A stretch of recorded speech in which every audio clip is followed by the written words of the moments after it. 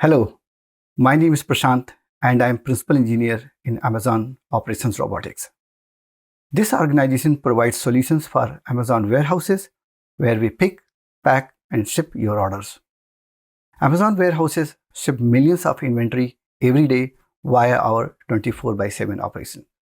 That is why it is very important that our services run at a scale and they are resilient to temporary outages.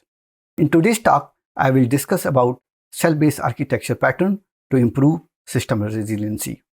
I will also talk about criteria to create those cells, what we can do to reduce blast radius, and finally, we'll discuss about some of failover strategies. A typical supply chain system is made of a ordering layer where we accept order from customer and an execution layer where we fulfill those orders. Let us focus on warehouse management solution. The big block of warehouse management solution is made of many subcomponents.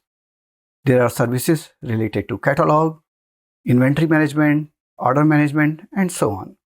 There are services to support physical operations, to receive items from vendor, to store them, and pick, pack, and ship them when we get a customer order. In case of Amazon, there are services related to robotics operations too. And each service typically has many layers. For example, it has data layer, it has compute layer, gateway, and so on. In nutshell, there are many moving parts and many points of failure in a large-scale system. So it is very important that system is resilient as a whole. One pragmatic thing to do is to reduce the blast radius because of failure of any subcomponent. Let us understand this by the example of Amazon fulfillment buildings. We create separate software stack for the set of buildings which we call cells. This pattern is applicable where physical operation is happening inside a building and data is generally partitioned by building identifier. This pattern is great but very easy to go wrong when hundreds of teams working together.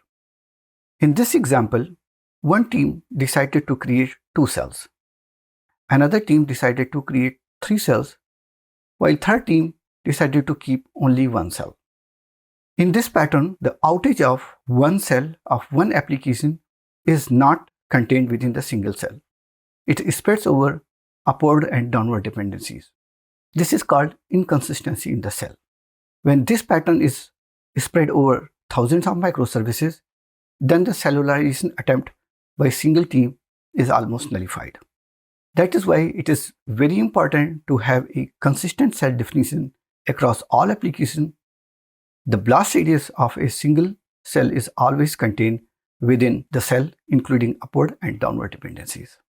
Another important thing to consider is uniform distribution of building across different cells and across geography.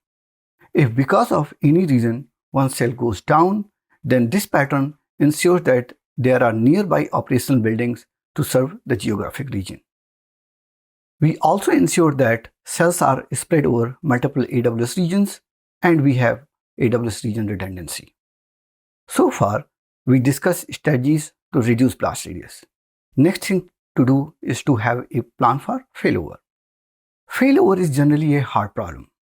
One pragmatic approach is to move high priority customer shipment to nearby building and wait for recovery.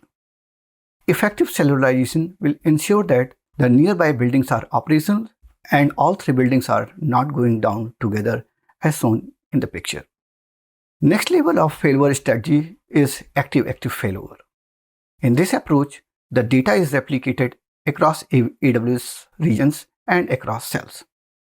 AWS provides replication mechanism for DynamoDB and relational databases. In case of cell outage, the building connection switches from primary cell to secondary cell. In this approach, the secondary cell control plane was already warm, active, and was serving traffic. This reduces the risk of control plane not properly configured to handle new traffic. I hope you enjoyed learning about some of resiliency approaches used by Amazon Operations Robotics, and thank you for watching.